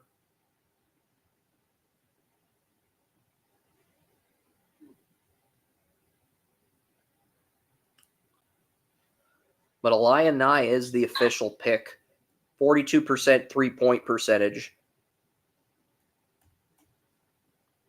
I'm not grading this pick because I'm only grading the first round, but I do think it's an interesting decision to take her here. Because this is a player you probably could have gotten later, but the Aces must be higher on her than the consensus. That's really the only plausible explanation I can think of. I mean, they lost their first round pick for tampering, and they still got Aliyah Nye. So I'm guessing they were higher on Nye than most of the teams in the WNBA. But the Dallas Wings are back up. They have a third pick. And you got Cheyenne Sellers. She's the number 1 player. Then you got Serena Sundell, the Kansas State point guard. J.J. Quinterly, the West Virginia shooting guard's third. Sonia Fegan, the South Carolina power forward's fourth. Michaela Timpson, the Florida State power forward's fifth. And Madison Scott, the Ole Miss small forward, is sixth. This is according to ESPN's big board. But they've got most of the same top 6 as I do. But yeah, I don't know what's going to happen with Sellers, but the Dallas Wings are on the clock here. It's ironic that the Dallas Stars are losing to the Detroit Red Wings on the night of the WNBA draft when the Dallas Wings have the first pick. So I do think that's ironic. But it was only a 1-goal deficit. But yeah, where do we have Dallas is committed to bringing the Wings home. They are gonna they do have a renovated area in downtown Dallas, which is gonna open in 2027. So they are building a new arena, which is gonna be exclusively their own arena.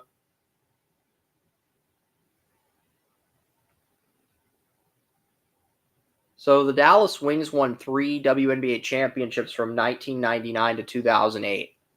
But I believe they won all those WNBA titles as the Detroit Shock, because the Detroit Shock did relocate to Dallas to become the Wings. So I don't think Dallas won any of those titles. I think the Shock did, and then they relocated and became the Dallas Wings. But they're taking credit for the championships that the Detroit Shock won.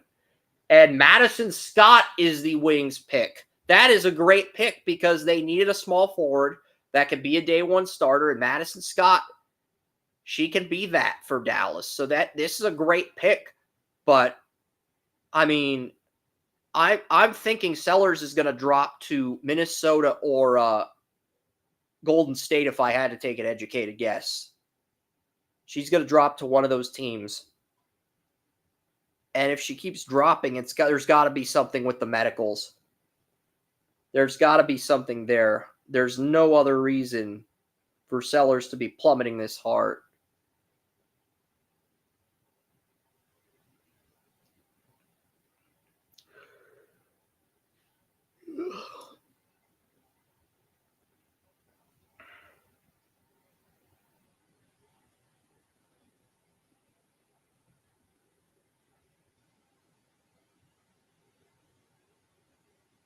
You know, if Cheyenne Sellers drops the third round, she's going to have a bigger draft fall than Aaron Rodgers. Just putting that into perspective, because there's only 25 picks in the second round of this year's WNBA draft, and then pick 26 is the first pick of the third round. So if Sellers dropped to round 3, she would have a bigger draft fall than Aaron Rodgers. So I'm not saying that's going to happen, but if in that hypothetical, her draft fall would be bigger than, or it wouldn't get the coverage that Aaron Rodgers got when he fell in the draft, but it would be a pretty big fall. Wouldn't get the media coverage, but, you know.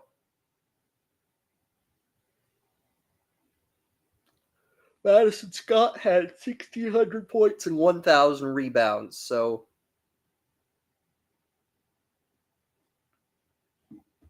But yeah, Madison Scott is a member of the Dallas Wings.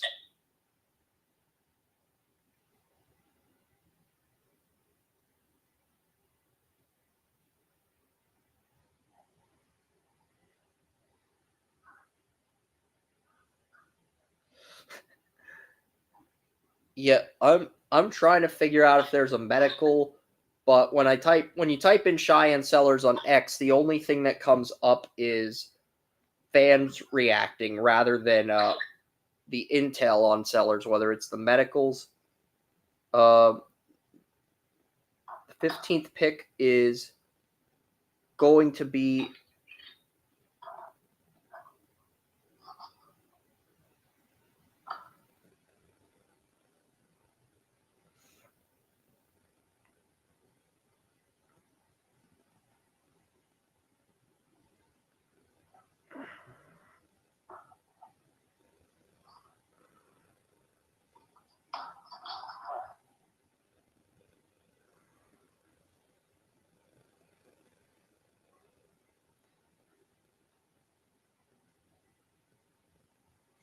the Minnesota Lynx only have 67,000 in cap space. And right now, a contract at pick 15 would take up 69,000, but it would not take up 69,000 this year. It would just take up that on a rookie salary. But they have 0 to 1 available roster spots. That's just the pre-draft simulation. And this pick could be traded. So the Lynx could move down again. But I think they're going to pick here. I mean, the fact that Sellers is still on the board, I think that because they have a good starting 5, they can do whatever they want. If they want to take Sellers here, if they don't, they could take Ray and Marshall. They could trade down for another veteran. I mean, I really don't think the Lynx can go wrong regardless of what they do, but I'm just kind of curious who they would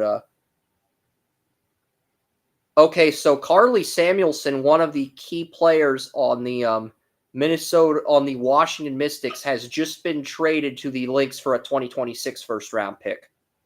So Carly Samuelson's just been traded to the Lynx, and she is now a member of the Lynx. But yeah, Minnesota, Carly Samuelson only had 8.4 points per game in limited action last year, and the Lynx just sent a first round pick to the Mystics for Anastasia Olarikosu, Russia. So a Russian comes off the board before Cheyenne Sellers. 9.5 points a game in Russia. So a Russian got picked, and she had 15.7 points per game, 12.8 points per game at the FIBA Under-19 World Cup.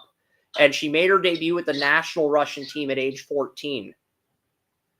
So a Russian gets picked. Big surprise. Chicago Sky pick is in. And now we're at the point in the WNBA draft where they're just speeding up the picks. Maddie Westfeld, Notre Dame point guard. Notre Dame, I don't know if she's a point guard or a shooting guard or a third, but she may have been a sixth bench player for Notre Dame. But the Sky take Maddie Westfeld at 14. And now we're at the point in the draft where, since ESPN's only airing this till 9:30, they're speeding up the picks. They're not going to get as in-depth with it as usual. They're just speeding up the picks so they can get out of here by 9:30. So, but yeah, we're halfway through the second round, and Sellers is still on the board. So I would think if the Valkyries don't take her here, there's a real possibility she drops all the way to round 3. There's something with her that we don't know about. The Valkyries have no reason to pass on her. These other teams did. The Valkyries are an expansion team. You need all the help you can get if you're an expansion team. This is a godsend if you're an expansion team, because if you hit on the player you drafted at 5 from Lithuania and you get Sellers, you have your front court in the future. You have Justy Jossite and you have Cheyenne Sellers. So,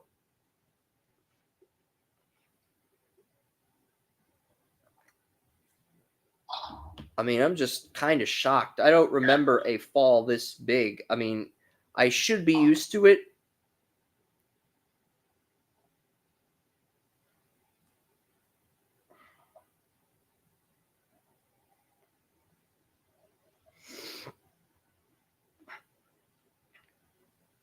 But it's been a while since we've had a consensus top 5 pick fall.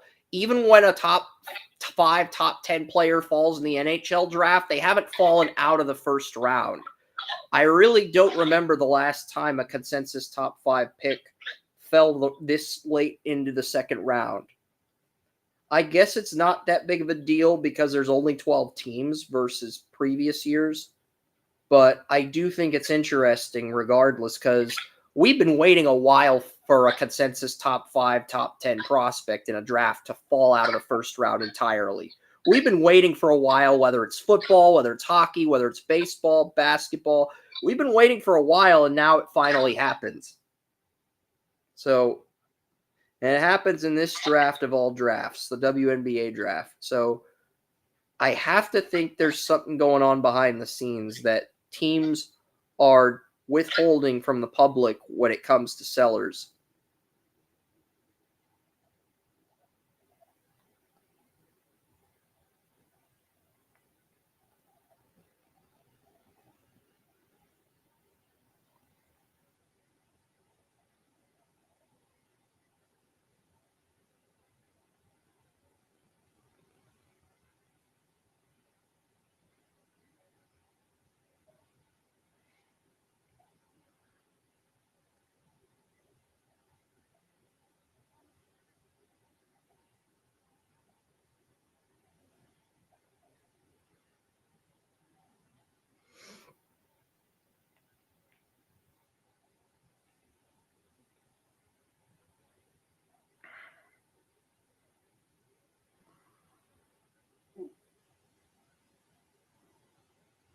Because ever since we got to the 2020 calendar year, I don't remember. Because I remember in the 2010s decade, there were a lot of players in my first round in draft boards that fell up to the second round. But since we got to the 2020s, a lot of the consensus first round players, whether it's NFL, NHL, MLS, whatever, have gone in the first round, even if they've dropped further than expected in the draft.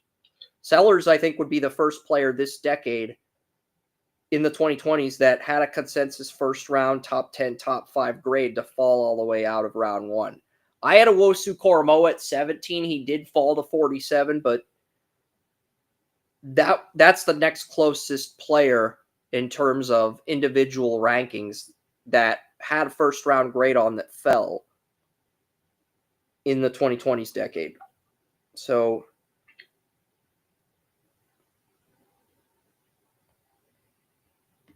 I don't understand, but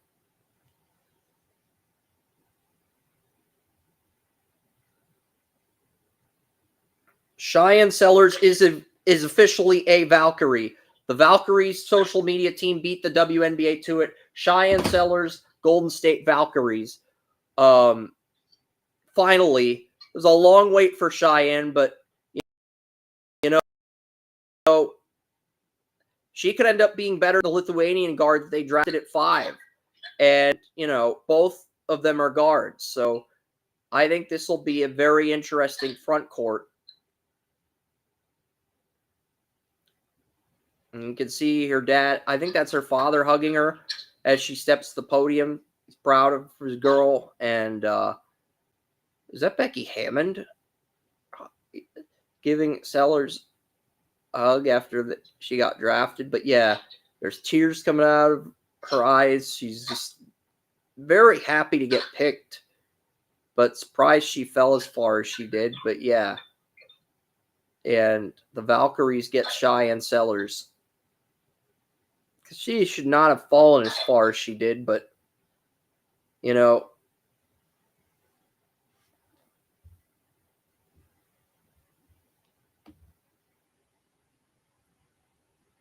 think I will adjust the Valk. I did not. Oh.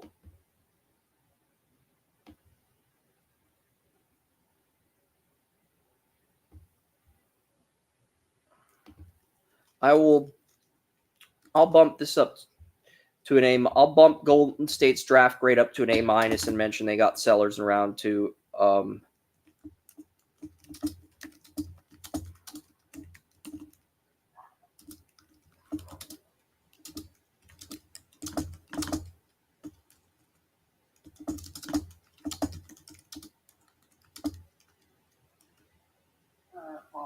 gotta go.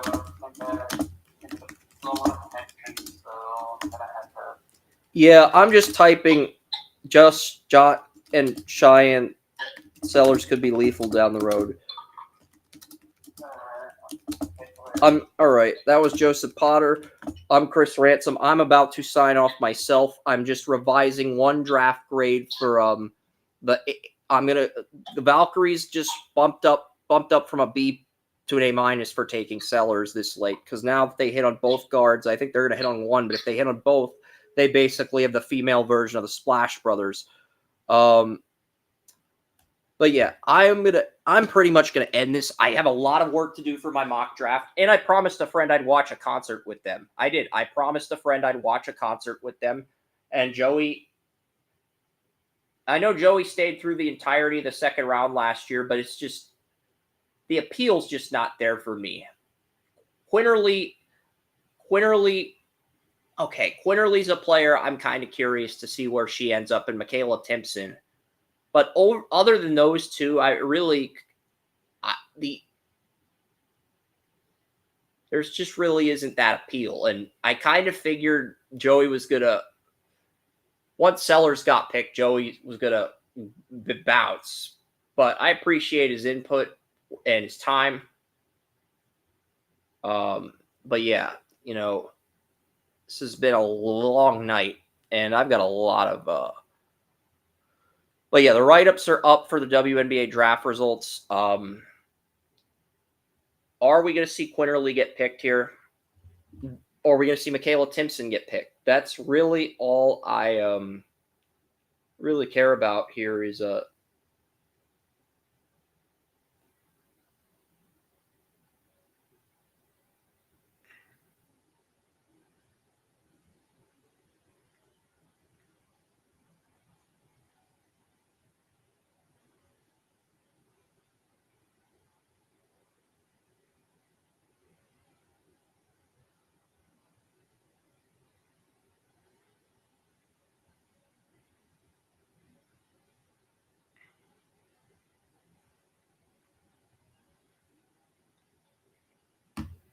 but yeah, I mean, Timpson should be gone by now.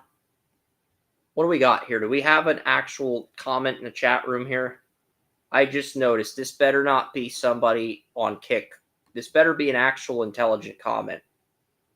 Manuel Watson, like what the Mystics did, same with Chicago. I agree with this. I agree. I like what the Mystics did. I like what the Sky did. Those are my two big winners as well. Tihaina Papau of South Carolina ends up on the Atlanta Dream. She was one of the. There were like 5 players with round 1 grades, but none of the South Carolina players averaged 10 points a game. But Tihaina Papau, I kind of had a feeling she was going to end up somewhere as a bench player. And Papau ends up on the Gamecocks, or the Atlanta Dream. She played for the Gamecocks at South Carolina. She ends up on the Dream. But yeah, I like what the Sky did. They ended up trading for Haley Van Lith. And they got so I think we're going to get Lynx over Sky next year, but we could also end up with Liberty versus Sky and Lynx versus Sparks. Those would be my conference finals predictions for the WNBA right now. And I would have Lynx over Sparks, and I'd probably have, I don't know, for some reason I feel like the Sky beat the Liberty because Courtney Vandersloot's now on the Sky.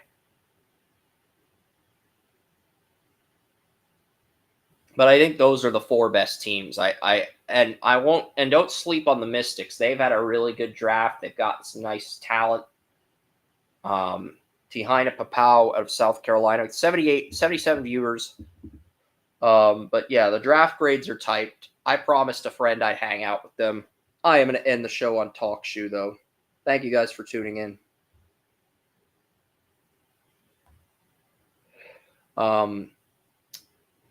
We got all the picks typed in, so I am going to end this.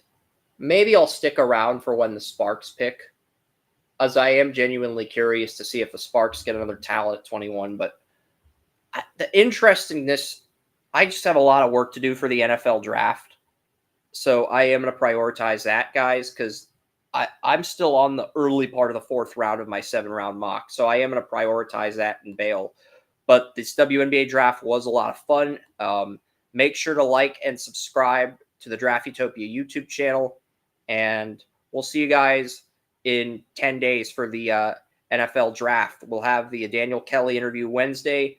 And we're also going to have the show on Saturday where we break down the Stanley Cup, the NBA Finals, and the day 3 of the NFL draft. So, yeah, a lot of stuff going down.